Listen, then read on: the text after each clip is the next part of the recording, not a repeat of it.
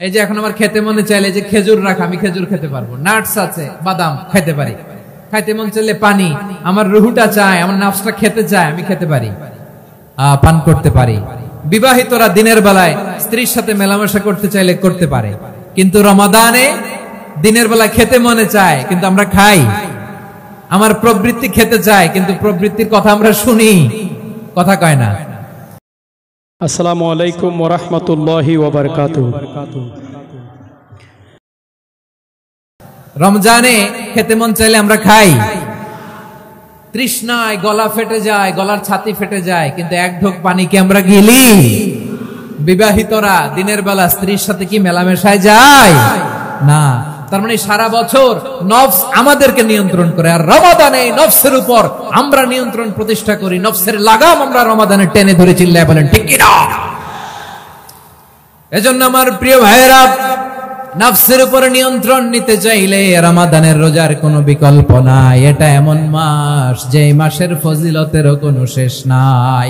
এই মাসকে বলা হয় দ্য মান্থ অফ হোপ। এটা আশা জাগানিয়া মাস। রমজানের কথা শুনলে আশা জাগে না হৃদয়ে? হ্যাঁ, ইদা জাআ রমাদান ফুতিহাত আবওয়াবুস সামা ওয়া গুল্লিকাত আবওয়াবু জাহান্নাম ওয়া সুফিদাতিশ শায়াতিন। রমাদান আসলে আকাশের দরজাগুলো খুলে দেয়া হয়, মানে জান্নাতের। জাহান্নামের দরজাগুলোকে লক করে দেয়া হয়, শয়তানকে চেইন আপ করা হয়। ইবাদত করলে শুধু করতেই মনে চায়, চিল্লায় বলেন না সুবহানাল্লাহ। রমজানে ইবাদতে যেই মজা পাওয়া যায় সারা বছর অন্য কোনো মাসে এই মজা আপনি পান? আমার চাঁপাইনবাবগঞ্জের ভাইরা আওয়াজ করে বলেন না, রমজানে ইবাদতে যেই মজা অন্য মাসে এটা পান? কারণ রমজানে ইবাদত করলে সওয়াবও বেশি, ইবাদতের একটা পরিবেশ থাকে, ঠিক কিনা বলেন? অন্য মাসে ইবাদত করলে এর সওয়াব পাওয়া যায় গাণিতিক হারে, রমজানে ইবাদত করলে সওয়াব বাড়তে থাকে জ্যামিতিক হারে। সুবহানাল্লাহ কইবেন না? অন্য মাসে সওয়াব বাড়ে গাণিতিক হারে, রমাদানে ইবাদত করলে সওয়াব বাড়ে কিভাবে জ্যামিতিক হারে বাড়ে দেখেন। রমাদানে একটা নফল করলে ফরজের সমান সওয়াব, একটা ফরজ করলে 70 থেকে 700 গুণ সওয়াব, রমজানে উমরা করলে হজের সমান সওয়াব। সুবহানাল্লাহ নাই? দ্য মান্থ অফ হোপ, আশা জাগানিয়া মাস। এই মাস আমাদেরকে হোপফুল করে, আশাবাদী করে। রমাদান যেমনি দ্য মান্থ অফ হোপ, আশা জাগানিয়া মাস, এট দ্য সেম টাইম এই রমাদান হচ্ছে মান্থ অফ ওয়ার্নিং, একটা ওয়ার্নিং এর মাস। নবী যেমনি আশা জাগাইছে আবার ওয়ার্নিং দিয়েও গেছে, খবরদার। ওয়ার্নিংটা কেমন? আল্লাহর হাবিব সাল্লাল্লাহু আলাইহি ওয়াসাল্লাম মসজিদে নববীর ভেতরে হঠাৎ তিনি মসজিদে নববীর মিম্বারে পা রেখে বললেন আমিন।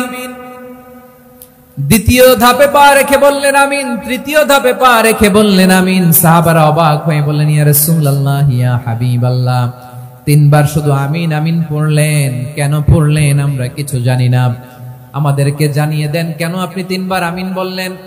রাহমাতাল লিল আলামিন আল্লাহর হাবিব বললেন, ও আমার প্রাণের সাহাবীরা, আমি যখন মসজিদে নববীর মিম্বারের প্রথম ধাপে পা রেখেছি, সাইয়েদনা জিবরিল এসে আমাকে বলেছে, ও নবী, আপনার নাম শুনে যে ব্যক্তি আপনার উপর দুরূদ পড়ে না তার ধ্বংস। আপনি বলেন আমি বলেছি আমিন।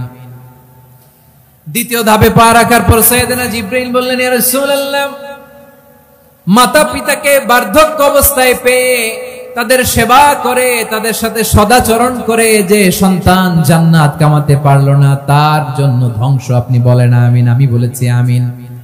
আবার মিম্বারের তৃতীয় ধাপে ঠিক যখনই আমি পা রাখলাম, সাইয়েদনা জিবরাইল বললেন, নবী, পরে এই মাসে ইবাদত করে যে ব্যক্তি নিজের গুনাহ মাফ করাতে পারলো না তার জন্য ধ্বংস। আপনি আওয়াজ করে পড়েন আমিন। কত বড় ধমক, কত বড় ওয়ার্নিং দেখছেন। যে রমাদান পেয়েছে কিন্তু রমাদানের ইবাদত করার মধ্য দিয়ে সে নিজেকে জাহান্নাম থেকে মুক্ত বানাতে পারলো না, তার উপর আল্লাহ লানত, তার জন্য ধ্বংস। সাইয়েদনা জিবরাইল বলেছেন আমিন, স্বয়ং বিশ্বনবীও বলেছেন আমিন। আওয়াজ করে পড়েন নাউযুবিল্লাহ। এই শাবান শেষে আমাদের মধ্যে আগমন করবে রমাদান, এবং এই রমাদানুল মুবারক আল্লাহ তাআলা আমাদের জন্য সিয়াম ফরজ করেছেন। কি ফরজ করেছেন? তিনি সূরাতুল বাকারার 183 নম্বর আয়াতে ইরশাদ করছেন, রব্বুল আলামিন বলেন, ইয়া আইয়ুহাল্লাযীনা আমানু কুতিবা আলাইকুমুস সিয়ামু কামা কুতিবা আলাল্লাযীনা মিন ক্বাবলিকুম লাআল্লাকুম তাত্তাকুন। আল্লাহ বলেন, ও বিশ্বাসীরা শোনো শোনো, তোমাদের জন্য সিয়ামকে ফরজ করা হয়েছে, ঠিক যেমন ভাবে তোমাদের পূর্ববর্তী উম্মতদের উপরও সিয়ামকে ফরজ করা হয়েছিল, লাআল্লাকুম তাত্তাকুন, যাতে করে তোমরা সবাই মুত্তাকি হতে পারো। সুবহানাল্লাহ বলেন, যাতে করে তোমরা আল্লাহ সচেতন হতে পারো। তাহলে সিয়ামকে, এই সামনে যে রমাদান আসতেছে আমার প্রিয় ভাইয়েরা, এই পুরো রমাদান ব্যাপী সিয়াম সাধন করা, সিয়াম পালন করাকে আমাদের জন্য ফরজ করে দিয়েছে কে? রমাদানের রোজা রাখার নফল নাকি? রমাদানে সিয়াম পালন করা কি নফল? সুন্নাত? তাহলে কি ফরজ? আওয়াজ করে বলেন, রমাদানের রোজা রাখা কি ফরজ? এটা শুধু আমাদের উপরই ফরজ না, আমাদের আগে যত জাতিগোষ্ঠী এই পৃথিবীতে এসছে সবার উপরে সিয়াম পালনকে ফরজ করেছে কে? সবার উপরে আল্লাহ তাআলা সিয়াম পালনকে ফরজ করেছিলেন। তবে ধরনটা ভিন্ন ছিল, এক এক জাতিগোষ্ঠীর জন্য এক এক ধরনের ছিল। আমাদের জন্য সিয়াম ফরজ টানা 1 মাস 30 দিন বা 29 দিন। কোন কোন উম্মতের উপর 30 দিন না, মাত্র 3টা রোজা ফরজ ছিল। কয়টা? আওয়াজ করে বলেন। আপনাদের কি মনোযোগ আছে না গেছে? মনোযোগ আছে? তাকবীর পড়েন তো, লিল্লাহে তাকবীর। আমাদের 1 মাস সিয়াম ফরজ, পূর্ববর্তী অনেক উম্মতের উপর 1 মাস ছিল না, 3টা ফরজ ছিল। কয়টা? প্রতি মাসের 13, 14, 15 ফরজ ছিল তাদের জন্য। কারো জন্য শুধু একটা, আশুরার রোজা। কোন কোন উম্মতের জন্য 10টা। কোন কোন উম্মতের জন্য রোজা ফরজ ছিল মৌনতার রোজা, আরবিতে বলে সওমুল ইনসাত, মানে সারাদিন খেতে পারবে, পান করতে পারবে, স্ত্রীর সাথে মেলামেশা করতে পারবে, কিন্তু কথা বলতে পারবে না। কথা বললেই তাদের রোজা ভেঙে যেত। পড়েন সুবহানাল্লাহ। কি অদ্ভুত ব্যাপার, মৌন সম্মতির রোজা। যেমনটি সাইয়্যিদাতুনা মারিয়াম আলাইহিস সালাম বলেছেন, ইন্নী নাযারতু লির-রাহমানি সাওমা ফালান উকাল্লিমাল ইয়াওমা ইনসিয়া। তিনি বলেছেন, আজকে আমি রহমানের জন্য, মানে আল্লাহর জন্য রোজা মানত করেছি, আজকে আমি কারোর সাথে কথা বলতে পারবো না। তো রোজা রাখলে কথা বলতে পারবে না কেন? কারণ ওই শরীয়তে রোজার বিধান ছিল সকাল থেকে সন্ধ্যা খেতে পারবেন, পান করতে পারবেন, কিন্তু কথা বলতে পারবেন না। কথা বললেই রোজা ভেঙে যেত। সুবহানাল্লাহ বলেন। তাহলে সব জাতিগোষ্ঠীর উপরে রোজা ফরজ ছিল, কিন্তু ধরনটা ভিন্ন ছিল। মজার ব্যাপার হচ্ছে, আপনি বর্তমানেও বিভিন্ন ধর্মের দিকে তাকান, বৌদ্ধ ধর্ম, হিন্দু ধর্ম, খ্রিস্ট ধর্ম, তাদের মধ্যেও রোজা আছে। ইংরেজরা, খ্রিস্টানরা এটাকে বলে ফাস্টিং। কি বলে? ফাস্টিং। আমাদের হিন্দু ভাইয়েরা বলে উপবাস। তারা কি বলে? উপবাস। আবার এখন আন্দোলনেরও একটা মাধ্যম হয়েছে এটা, না খেয়ে থাকা। এটারে বলে অনশন। এটারে কি বলে? অনশন ধর্মঘট। মানে আমাদের দাবি না মানলে আমরা খাবো না, রোজা রাখলাম। আছে না নাই? তারপরে আধুনিক বিজ্ঞান এটার একটা নাম দিয়েছে, না খেয়ে থাকাকে, অটোফিজি। কি বলে? অটোফিজি। জাপানের এক চিকিৎসা বিজ্ঞানী এই অটোফিজির উপর গবেষণা করে সে নোবেল পেয়েছে। সুবহানাল্লাহ পড়বেন না? এজন্য আল্লাহ তাআলা আমাদের জন্য গোটা রমাদানে এই সিয়ামকে ফরজ করে দিয়েছেন। আওয়াজ করে বলেন আল্লাহু আকবার। রাব্বুল আলামিন বলেন, ইয়া আইয়ুহাল্লাযীনা আমানু কুতিবা আলাইকুমুস সিয়াম। সিয়ামকে তোমাদের উপরে ফরজ করা হয়েছে, কামা কুতিবা আলাল্লাযীনা মিন ক্বাবলিকুম, যেমনি তোমাদের পূর্ববর্তীদের উপর রোজা ফরজ করা হয়েছিল, লাআল্লাকুম তাত্তাকুন, যাতে করে তোমরা আল্লাহ সচেতন হতে পারো, যাতে করে তোমরা মুত্তাকি হতে পারো। লাআল্লাকুম তাত্তাকুন, যাতে করে আমরা আল্লাহ সচেতন হতে পারি, আল্লাহ কনসিয়াসনেস আমাদের মধ্যে গ্রো করে। এটা হচ্ছে রোজার prime objective, the prime objective of সিয়াম। অনেকে জিজ্ঞেস করলে অনেকে বলে রোজার মূল উদ্দেশ্য হচ্ছে না খেয়ে থাকা। না। অনেকে বলে গরিবদের কষ্ট অনুধাবন করা রোজার উদ্দেশ্য। না। রোজার উদ্দেশ্য কি? সিয়াম পালনের উদ্দেশ্য কি? এটা আল্লাহ তাআলা স্পষ্ট এই আয়াতের পেছনে বলেছেন যে লাআল্লাকুম তাত্তাকুন, যাতে করে তোমরা আল্লাহ সচেতন হতে পারো, আল্লাহ ভীতি তোমাদের মধ্যে গ্রো করে, গড কনসিয়াসনেস, আল্লাহ কনসিয়াসনেস, আল্লাহ সচেতনতা যেন বাড়ে, দ্য সেন্স অফ অ্যাকাউন্টেবিলিটি, আল্লাহর সুপ্রিম কোর্টের কাঠগড়া এই দুনিয়াতে আমি যাই করলাম তার সবকিছু যে পাই টু পাই হিসাব দিতে হবে। এই sense, to enhance the sense that whatever we do Allah is watching me. আপনি যাই করেন কেউ দেখে না, কিন্তু দেখে কে? শুরুতেই তো জিজ্ঞেস করেছিলাম যে কেউ যেটা দেখে না সেটা দেখেন কে? কেউ যেটা শোনে না সেটা শোনেন কে? এর নাম হচ্ছে লাআল্লাকুম তাত্তাকুন, যাতে করে তোমরা আল্লাহ সচেতন হতে পারো, আল্লাহ ভীরু হতে পারো। দুনিয়ার কেউ দেখে না, কিন্তু আল্লাহ দেখে। এটাই রোজার মূল শিক্ষা। আমার প্রিয় ভাইরা, আপনি লুকিয়ে লুকিয়ে ঘরের ভেতরে অন্যায় করেছেন, পাপ করেছেন, আপনার বাবা দেখে নাই, মা দেখে নাই, স্ত্রী দেখে নাই, কিন্তু দেখেছে কে? আল্লাহর চোখ ফাঁকি দেয়া যায়? আচ্ছা, বুঝে থাকলে বলেন তো, সিসি ক্যামেরার চোখ ফাঁকি দেয়া যায় কি যায় না? পুলিশের চোখ, র্যাবের চোখ, বিমানবন্দরে কাস্টমস অফিসারের চোখ, কিন্তু আমার আল্লাহর চোখ? সবাই বলেন, আল্লাহর চোখ ফাঁকি দেয়া যায়? এই সেন্সটা নিয়ে আসা নিজের মধ্যে, আমি whatever I do Allah is watching me, যাই করি আল্লাহ দেখে। লাআল্লাকুম তাত্তাকুন। রমাদানের রোজা, ইফতারি, সিয়াম, ইবাদত সব কিছুর মধ্য দিয়ে আপনাকে খেয়াল করতে হবে যে লাআল্লাকুম তাত্তাকুন এই স্ট্যান্ডার্ড এটা অ্যাচিভ হচ্ছে কিনা আমাদের, যাতে করে তোমরা মুত্তাকি হতে পারো, আল্লাহ ভীরু হতে পারো। তাকওয়া, এটা হচ্ছে the essence of Islam. What is তাকওয়া? তাকওয়া মানে কি? তাকওয়ার সংজ্ঞা অনেকে অনেক ভাবে দিয়েছেন। আমি সরাসরি সাহাবাদের কাছ থেকে একটা সংজ্ঞা আপনাদের শোনাচ্ছি। ওমরে ফারুক রাদিয়াল্লাহু তাআলা আনহু উবাই ইবনে কাব রাদিয়াল্লাহু তাআলা আনহুকে জিজ্ঞেস করেছিলেন, ইয়া উবাই মা হুয়া তাকওয়া? হে উবাই, তাকওয়া কি? তাকওয়া কাকে বলে? উবাই ইবনে কাব তিনি প্রশ্নের উত্তর না দিয়ে উনিও আবার প্রশ্ন ছুড়লেন। তিনি বললেন, ইয়া আমিরাল মুমিনিন, আমা সালাকতা তরিকান যা শাউক? আপনি কি কাঁটাযুক্ত রাস্তা দিয়ে মরুভূমিতে কখনো হেঁটেছেন? যে রাস্তার চারদিকে ক্যাকটাস, গুলমলতার কাঁটা, হেঁটেছেন?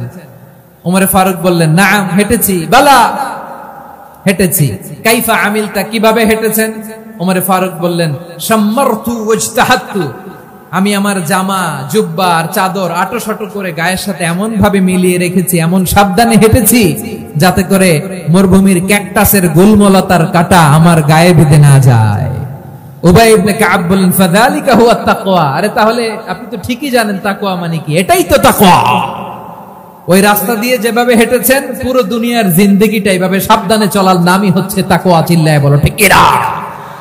এই দুনিয়াতে পাপ পঙ্কিলতা থাকবে, শয়তানির হাতছানি থাকবে, অপরাধ প্রবণতা থাকবে, নফসের খায়েশ থাকবে, অন্যায়ের হাতছানি থাকবে।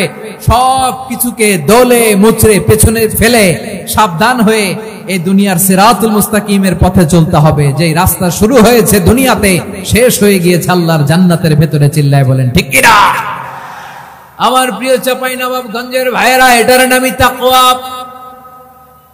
উবাই ইবনে কাব বললেন, ও আমিরুল মুমিনিন, ওই কাঁটাযুক্ত গুলমলতার রাস্তার মধ্যে ঠিক যেমনি সাবধান হয়ে আপনি হেঁটেছেন, এই দুনিয়ার বুকে ওই সাবধান হয়ে চলার নাম হলো তাকওয়া। সুবহানাল্লাহ। তাহলে তাকওয়া কারে বলে? আমার চাঁপাইনবাবগঞ্জের কলিজার টুকরা ভাইয়েরা, বুঝতে পারছেন আপনারা?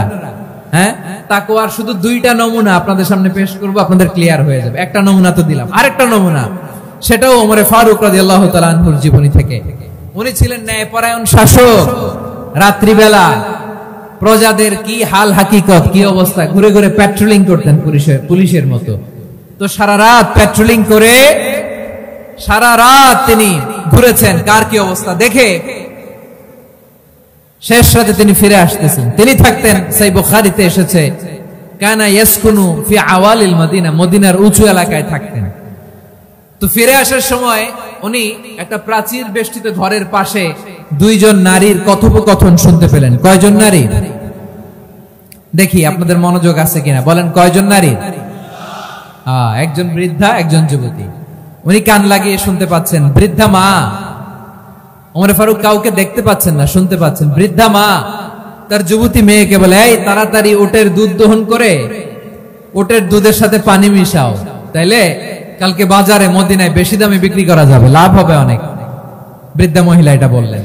যুবতী মেয়ে উত্তরে বলে, মা আপনি জানেন না আমিরুল মুমিনিন খলিফাতুল মুসলিমিন ওমর ফারুক দুধে পানি মিশানোকে দণ্ডনীয় অপরাধ বলে ঘোষণা দিয়েছে, জানেন না? এবার বৃদ্ধা মহিলা বলে, আরে পাগলি, এই ভোর রাতে আমিরুল মুমিনিন উমরে ফারুক আসবে কোত্থেকে? উনি আসবে কোত্থেকে? ওনার পাইক পেয়াদা সিকিউরিটি আসবে কোত্থেকে? কেউ দেখবে না। আরে কেউ দেখবে না, তাড়াতাড়ি দুধের সাথে পানি মেশাও। এই কথা যখন মা বলেছে, যুবতী মেয়েটা চমৎকার একটা উত্তর দিয়েছে। তিনি বলেছিলেন, ইয়া উম্মি, ও আমার মা, লাউলা রাআ উমর লা রাআ রাব্বু উমর। ও আমার প্রিয়তমা মা, আপনি ঠিকই বলেছেন, গভীর রাতে ওটের দুধে পানি মিশালে ওমর দেখবে না, কিন্তু মা খেয়াল রাখবেন, ওমর যদি নাও দেখে, ওমরের রব কিন্তু দেখে। চিল্লায় বলেন ঠিক কিনা? দিস ইজ কল্ড তাকওয়া। লাউলা রাআ উমরু লা রাআ রাব্বু উমর। ওমর দেখে না, কিন্তু ওমরের রব দেখে। চিল্লায় বলেন ঠিক কিনা? এজন্য রব্বুল আলামিন বলেন, লা তুদরিকুহুল আবসার ওয়া হুয়া ইউদরিকুল আবসার ওয়া হুয়াল লাতীফুল খাবীর। তিনি এমন সত্তা, দুনিয়ার কোন চোখ তাকে দেখে না, কিন্তু দুনিয়ার সবগুলো চোখকে, সব মানুষের অ্যাক্টিভিটিসকে, আরশের উপর থেকে সবকিছু মুহূর্তে মুহূর্তে দেখতে পান কে? তাহলে তাকওয়া কারে বলে বুঝতে পারছেন? দুনিয়াতে সাবধানে চলার নাম তাকওয়া। কেউ দেখে না, কিন্তু আল্লাহ দেখে। এই সেন্স, এই জবাবদিহিতার ভয়, দ্য সেন্স অফ অ্যাকাউন্টেবিলিটি, এই সেন্স নিজের মধ্যে গ্রো করার নাম হচ্ছে তাকওয়া। আর এই সিয়াম পালন করার প্রাইম অবজেক্টিভ অফ সিয়াম হচ্ছে লাআল্লাকুম তাত্তাকুন। আওয়াজ করে বলেন, লাআল্লাকুম তাত্তাকুন। আমার প্রিয় ভাইরা, এই আসন্ন রমাদান, এটা এমন এক বরকতের মাস, যে মাসে আমরা নিজেদের নাফসের উপর নিয়ন্ত্রণ প্রতিষ্ঠা করি। সারা বছর নাফস আমাদেরকে নিয়ন্ত্রণ করে, আর রমাদানে আমরা নাফসকে নিয়ন্ত্রণ করি। কথা বুঝতেছেন? সারা বছর নাফস আমাদেরকে নিয়ন্ত্রণ করে। এই যে এখন আমার খেতে মনে চাইলে যে খেজুর রাখা, আমি খেজুর খেতে পারবো, নাটস আছে, বাদাম খেতে পারি। খাইতে মন চাইলে পানি, আমার রুহুটা চায়, আমার নাফসটা খেতে চায়, আমি খেতে পারি, পান করতে পারি। বিবাহিতরা দিনের বেলায় স্ত্রীর সাথে মেলামেশা করতে চাইলে করতে পারে, কিন্তু রমাদানে দিনের বেলায় খেতে মনে চায়, কিন্তু আমরা খাই। আমার প্রবৃত্তি খেতে চায়, কিন্তু প্রবৃত্তির কথা আমরা শুনি, কথা কয় না। রমজানে খেতে মন চাইলে আমরা খাই, তৃষ্ণায় গলা ফেটে যায়, গলার ছাতি ফেটে যায়, কিন্তু এক ঢোক পানিকে আমরা গিলি। বিবাহিতরা দিনের বেলা স্ত্রীর সাথে কি মেলামেশায় যায়? না।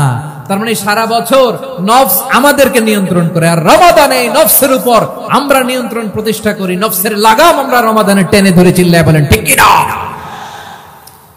এজন্য আমার প্রিয় ভাইয়েরা, নফসের উপর নিয়ন্ত্রণ নিতে চাইলে রমাদানের রোজার কোনো বিকল্প নাই। এটা এমন মাস, যে মাসের ফজিলতেরও কোনো শেষ নাই। এই মাসকে বলা হয় দ্য মান্থ অফ হোপ। এটা আশা জাগানিয়া মাস। রমজানের কথা শুনলে আশা জাগে না হৃদয়ে? হ্যাঁ, ইদা জা রমাদান ফুতিহাত আবওয়াবুস সামা ওয়া গুল্লিকাত আবওয়াবু জাহান্নাম ওয়া সুফিদাতিশ শায়াতিন। রমাদান আসলে আকাশের দরজাগুলো খুলে দেয়া হয়, মানে জান্নাতের।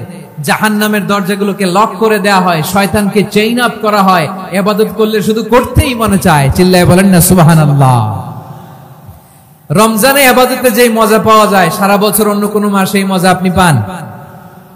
আমার চাঁপাইনবাবগঞ্জের ভাইরা আওয়াজ করে বলেন না, রমজানে ইবাদতে যেই মজা অন্য মাসে এটা পান? কারণ রমজানে ইবাদত করলে সওয়াবও বেশি, ইবাদতের একটা পরিবেশ থাকে, ঠিক কিনা বলেন? অন্য মাসে ইবাদত করলে এর সওয়াব পাওয়া যায় গাণিতিক হারে, রমজানে ইবাদত করলে সওয়াব বাড়তে থাকে জ্যামিতিক হারে। সুবহানাল্লাহ কইবেন না? অন্য মাসে সওয়াব বাড়ে গাণিতিক হারে, রমাদানে ইবাদত করলে সওয়াব বাড়ে কিভাবে জ্যামিতিক হারে বাড়ে দেখেন। রমাদানে একটা নফল করলে ফরজের সমান সওয়াব, একটা ফরজ করলে 70 থেকে 700 গুণ সওয়াব, রমজানে উমরা করলে হজের সমান সওয়াব। সুবহানাল্লাহ নাই? দ্য মান্থ অফ হোপ, আশা জাগানিয়া মাস। এই মাস আমাদেরকে হোপফুল করে, আশাবাদী করে। রমাদান যেমনি দ্য মান্থ অফ হোপ, আশা জাগানিয়া মাস, এট দ্য সেম টাইম এই রমাদান হচ্ছে মান্থ অফ ওয়ার্নিং, একটা ওয়ার্নিং এর মাস। নবী যেমনি আশা জাগাইছে, আবার ওয়ার্নিং দিয়েও গেছে, খবরদার। ওয়ার্নিংটা কেমন? আল্লাহর হাবিব সাল্লাল্লাহু আলাইহি ওয়াসাল্লাম মসজিদে নববীর ভেতরে, হঠাৎ তিনি মসজিদে নববীর মিম্বারে পা রেখে বললেন আমিন। দ্বিতীয় ধাপে পা রেখে বললেন আমিন, তৃতীয় ধাপে পা রেখে বললেন আমিন। সাহাবারা অবাক হয়ে বললেন, ইয়া রাসূলুল্লাহ, ইয়া হাবিবাল্লাহ, তিনবার শুধু আমিন আমিন পড়লেন। কেন পড়লেন আমরা কিছু জানি না, আমাদেরকে জানিয়ে দেন কেন আপনি তিনবার আমিন বললেন। রাহমাতাল লিল আলামিন আল্লাহর হাবিব বললেন, ও আমার প্রাণের সাহাবীরা, আমি যখন মসজিদে নববীর মিম্বারের প্রথম ধাপে পা রেখেছি, সাইয়েদনা জিবরিল এসে আমাকে বলেছে, ও নবী, আপনার নাম শুনে যে ব্যক্তি আপনার উপর দুরূদ পড়ে না তার ধ্বংস। আপনি বলেন আমিন। আমি বলেছি আমিন। দ্বিতীয় ধাপে পা রাখার পর সাইয়েদনা জিবরিল বললেন, ইয়া রাসূলুল্লাহ, মাতা পিতাকে বার্ধক্য অবস্থায় পেয়ে তাদের সেবা করে, তাদের সাথে সদাচরণ করে যে সন্তান জান্নাত কামাতে পারলো না তার জন্য ধ্বংস। আপনি বলেন আমিন। আমি বলেছি আমিন। আবার মিম্বারের তৃতীয় ধাপে ঠিক যখনই আমি পা রাখলাম, সাইয়েদনা জিবরাইল বললেন, নবী, পরে এই মাসে ইবাদত করে যে ব্যক্তি নিজের গুনাহ মাফ করাতে পারলো না তার জন্য ধ্বংস। আপনি আওয়াজ করে পড়েন আমিন। কত বড় ধমক, কত বড় ওয়ার্নিং দেখছেন, যে রমাদান পেয়েছে কিন্তু রমাদানের ইবাদত করার মধ্য দিয়ে সে নিজেকে জাহান্নাম থেকে মুক্ত বানাতে পারলো না, তার উপর আল্লাহ লানত, তার জন্য ধ্বংস। সাইয়েদনা জিবরাইল বলেছেন আমিন, স্বয়ং বিশ্বনবীও বলেছেন আমিন। আওয়াজ করে পড়েন নাউযুবিল্লাহ। তাহলে রমজান আসবে আর আমরা নিজেদেরকে জাহান্নামীদের লিস্ট থেকে নাম কাটিয়ে জান্নাতীদের লিস্টে উঠাতে পারবো না। এর চেয়ে বড় হতভাগা কি আর কেউ থাকতে পারে? আওয়াজ করে বলেন। তাহলে রমাদানের এই রহমত, বরকত, মাগফিরাত, ফজিলত আমাদের কামাই করার দরকার আছে না নাই? আর মাত্র 7 দিন বাকি। আর মাত্র কয় দিন? এগুলো নিয়ে আমাদের কোনো আগ্রহ নাই। তোমাকেই খুঁজছে বাংলাদেশ, ক্লোজ আপ ওয়ান, আর মাত্র 7 দিন বাকি। টেলিভিশনে বিজ্ঞাপন আছে না নাই? রাফেল ড্র হবে লটারির, আর মাত্র 5 দিন, আছে না নাই? কিন্তু এমন এক বরকতময় মাস আসতেছে, আর মাত্র 7 দিন বাকি। আমাদের কোনো সেন্সই নাই, আমাদের মধ্যে কোনো অনুভূতি কাজ করে না। হায় রে দুর্ভাগা মুসলমান।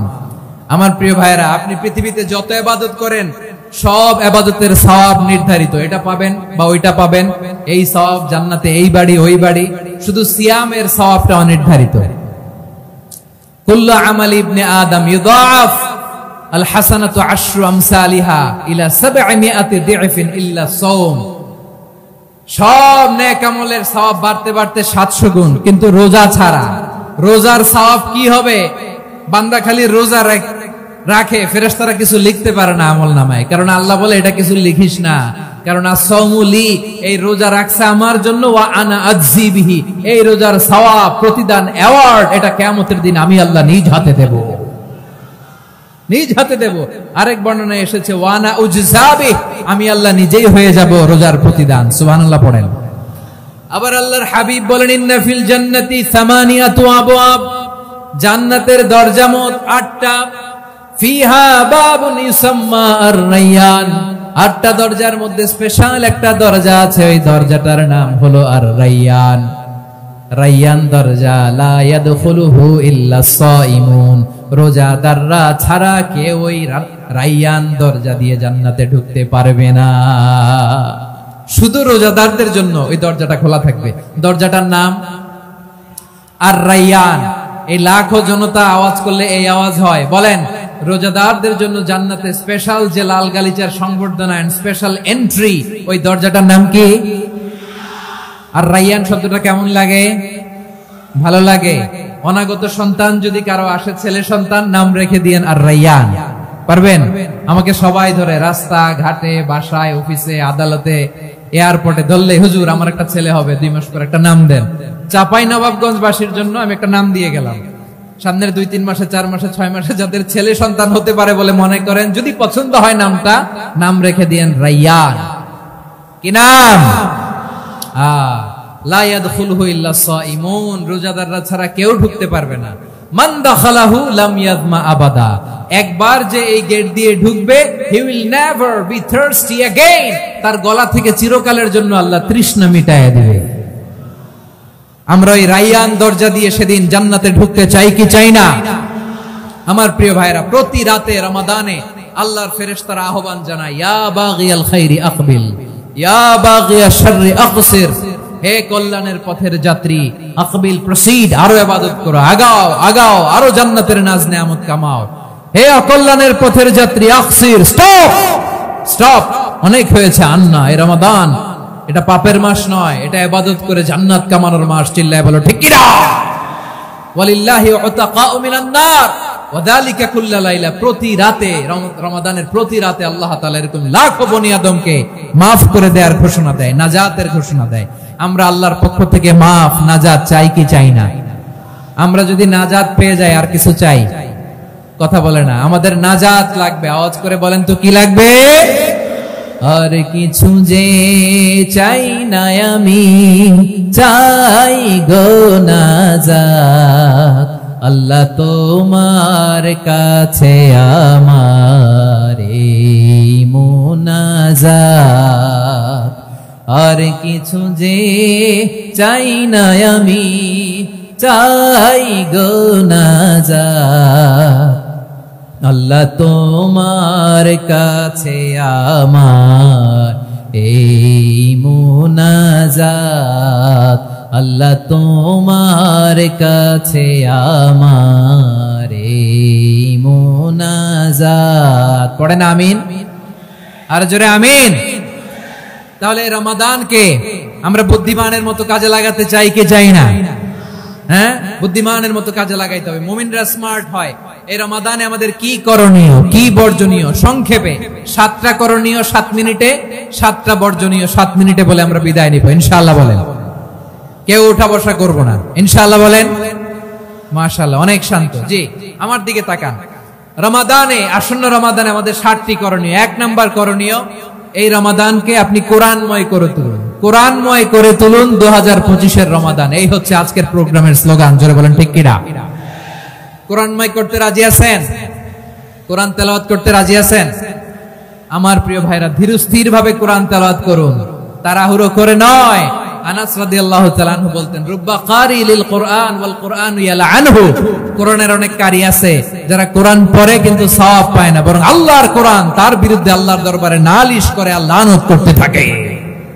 আমরা কি ওইরকম কোরআনের তেলাওয়াতকারী হতে চাই? না। ধীরস্থির ভাবে ওয়ারাত্তিলিল কোরআনা তারতিলা, তারতিলের সাথে পড়বেন। বিষ্ণু ঈসা ইসলাম কানা ইয়ামুদ্দু সাওতাহু মাদ্দান, টেনে টেনে পড়তেন। আলহামদুলিল্লাহি রাব্বিল আলামিন আর রহমানির রহিম মালিকি ইয়াউমিদ্দিন ইয়্যাকা না'বুদু ওয়া ইয়্যাকা নাস্তাঈন ইহদিনাস সিরাতাল মুস্তাকিম সিরাতাল লাযীনা আন'আমতা আলাইহিম গায়রিল মাগদুবি আলাইহিম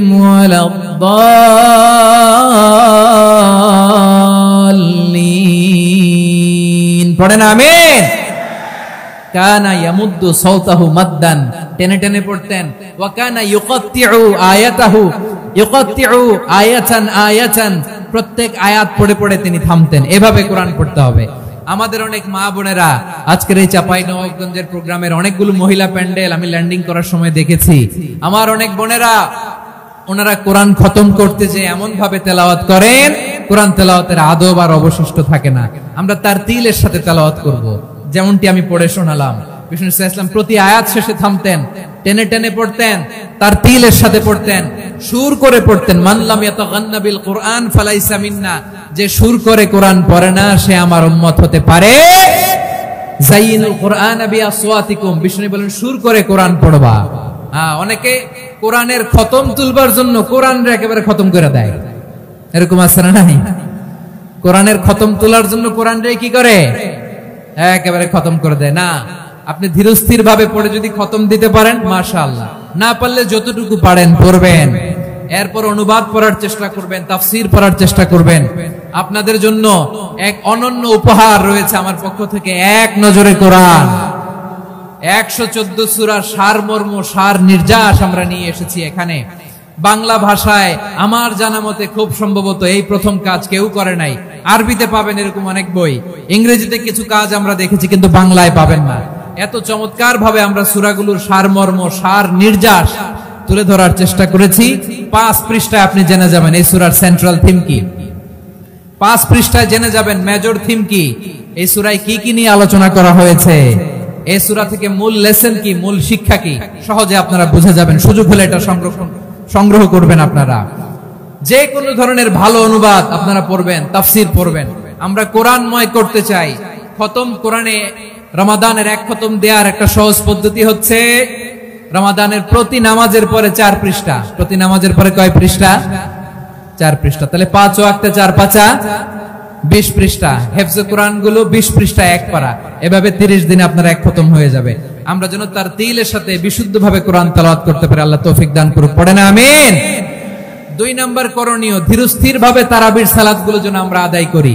তাড়াহুড়ো করবেন না আল্লাহর ওয়াস্তে, তাড়াহুড়ো করবেন না, তাহলে কোরআন আমাদের জন্য বদদোয়া করবে। তাড়াহুড়ো করবেন তারাবির নামাজে। তারাবির নামাজ সালাতুত তারাবিহ মানে বিশ্রামের নামাজ। আর আমরা পড়ি সালাতুল কিতার, রেলগাড়ির মতো নামাজ। চিল্লায় বলেন ঠিক কিনা? না, এরকম করবেন না। ইমাম সাহেবদেরকে আশ্বস্ত করুন যে ইমাম সাহেবরা আমরা পিছনে আসি আপনাদের সাথে, আপনি আস্তে আস্তে পড়েন, তার তিলের সাথে পড়েন, ধীরস্থির ভাবে তারাবির সালাত পড়বেন। সারা বছর এই সুযোগ হয় না, দাঁড়িয়ে কোরআন শোনার এরকম আয়োজন ব্যবস্থাপনা সারা বছর আর আমরা পাই বলেন তো না। তারাবির সালাতের রাকাত বিতর্ক এড়িয়ে চলুন। রাকাত নিয়ে বিতর্ক করবেন না। 8 রাকাত 20 রাকাত নিয়ে যে মারামারি এই দেশে, এটা শয়তানের ফন্দি। চিল্লায় বলেন এটা কার ফন্দি? আমরা 20 রাকাত পড়ি, আপনারা হয়তো 8 রাকাত পড়েন, কোনো অসুবিধা নাই। আমরা যারা 20 রাকাত আমরা পড়তেছি, আমরা 20 রাকাতের কথাই বলি। 20 রাকাত আমরা পড়বো আজীবন। সৌদি আরবে মক্কা মদিনায় 20 রাকাত পড়ে, কোনো অসুবিধা নাই। অন্যান্য মসজিদ গুলো 8 রাকাত পড়ে। এই নিয়ে এদের মধ্যে মারামারি আছে? হ্যাঁ, এই জন্য রাকাত বিতর্ক এড়িয়ে চলবেন। প্রিয় ভাইয়েরা, আপনার আমল আল্লাহর কাছে কবুল হবে সংখ্যার বিচারে না উত্তমতার বিচারে বলেন তো?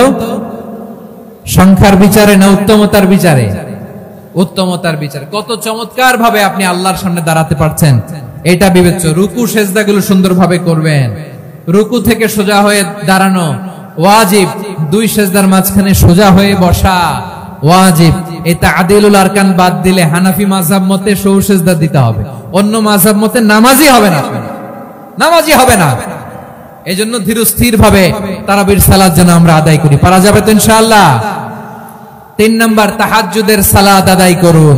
বছরের অন্য সময় উঠতে পারি না, অনেকে বলে হুজুর উঠতে পারি না, কিন্তু রমাদানে সাহারি খাওয়ার জন্য তো উঠাই লাগে। কি বলেন? সাহারি খান আপনারা? হ্যাঁ, খান না? খান কে কে দেখি তো? মাশাআল্লাহ মাশাআল্লাহ। এই সুন্নত পালনের জন্য 1 নাম্বার। মাশাআল্লাহ, ঠিক আছে, পালন করবেন। আল্লাহর হাবিব বলেন তাসাহহারু ফা ইন্না ফিস সাহুরি বারাকা। তোমরা সাহারি খেও, কেননা সাহারির ভেতরে বরকত ঢুকায় দিয়েছে কে? একটা খেজুর, 1 গ্লাস পানি খেলেও সারা দিন আপনাকে তরতাজা রাখে কে? তো সাহারির জন্য যেহেতু উঠতেই হয়, সাহারি খাওয়ার আগে বা পরে 2 রাকাত 4 রাকাত তাহাজ্জুদ পড়া যাবে না? রব্বুল আলামিন বলেন ওয়ামিনাল লাইলি ফাতাহাজ্জাদ বিহি নাফিলাতান লাকা আসা আইয়াবআসাকা রাব্বুকা মাকামান মাহমুদা। ও নবী, রাতের কিছু অংশ সময় তাহাজ্জুদের সালাত আপনি আদায় করবেন, কারণ এই তাহাজ্জুদ হলো আপনার জন্য নাফিলাতাল লাক, অতিরিক্ত ফরজ। আপনাকে মাকামে মাহমুদে অধিষ্ঠিত করবে কে? এজন্য যারা সম্মানিত হতে চান, সম্মানের আসনে যেতে চান, তাদের জন্য তাহাজ্জুদ অবধারিত। আমরা রমজানে সাহারির আগে তাহাজ্জুদ পড়তে চাই কি চাই না? এই নামাজটা আল্লাহ বড্ড ভালোবাসেন। কেন জানেন? কারণ গভীর ঘুমকে স্যাক্রিফাইস করে আমরা এই নামাজ পড়ি। ঘুমের আরবি জানা আছে কারো? ঘুমরে আরবিতে কি বলে? অনেকগুলো আরবি আছে। একটা আরবি হচ্ছে নুআস, তন্দ্রা, তন্দ্রা, আমানাতান নুআসা কোরআনে এসেছে। আরেকটা আছে ঝিমুনি, ঝিমুনি, এইভাবে ঝিমুনি আসে ঘুমের আগে, এটারে বলে সিনা। এটারে কি বলে? সিনা।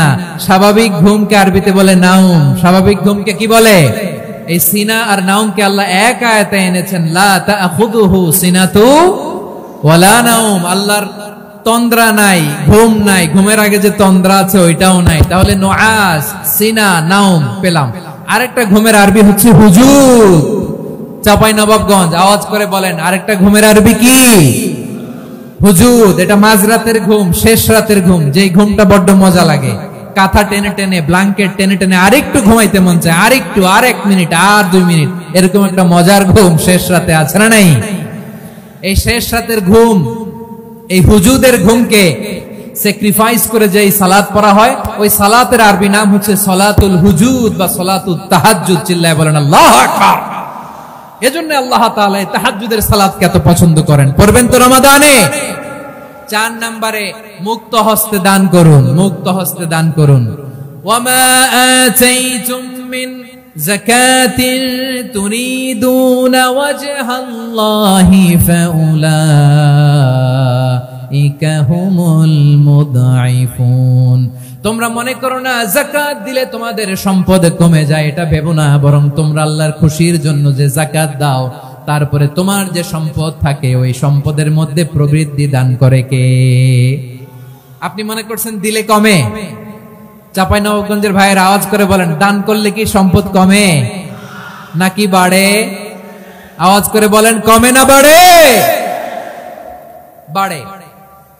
যেটা দান করেন কামাসালি হাব্বা আম্বাতাত সাবআ সানাবিলা ফি কুল্লি সুমবুলাতিন মিয়াতি হাব্বা।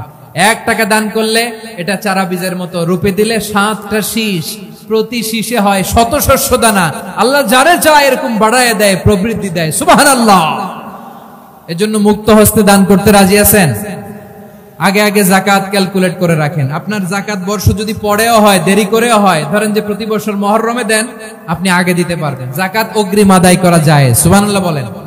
বিষ্ণু ইসলাম রমাদানে এত দান করতেন, কানা আজওয়াদান নাস, কিন্তু রমাদানে আজওয়াদুন নাস আজওয়াদু বিল খাইরি মিনার রিহিল মুরসালা। প্রবাহিত বাতাসের চেয়ে বিশ্বনবী আরো প্রধান্যতা বেড়ে যেত।